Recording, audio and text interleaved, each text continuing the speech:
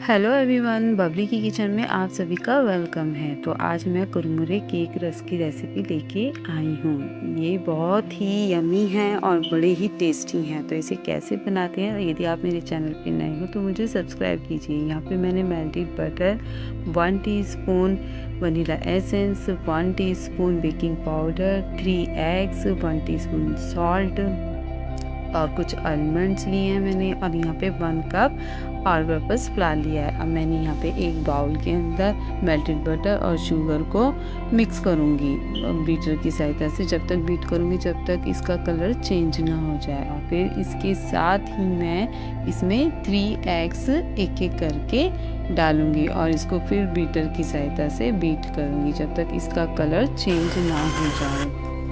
और फिर मैंने यहाँ पे all purpose flower, 1 teaspoon baking powder, 1 teaspoon मैंने वनीला एसेंस, ये सब मैंने इसमें डाल दिया है। और इसके साथ ही मैंने एलमंड भी डाल दिया है। और फिर मैंने पैन केक को ग्रीस कर दिया ऑलिव ऑयल की हेल्प से, और यहाँ पे बेक हो गए। अब मैंने यहाँ पे स्लाइस कर ली है और फिर इसको मैं 350 डिग्री पे फिर लगाऊंगी 20 मिनट्स के लिए। अब मेरे केक रस यहाँ पे रेडी है।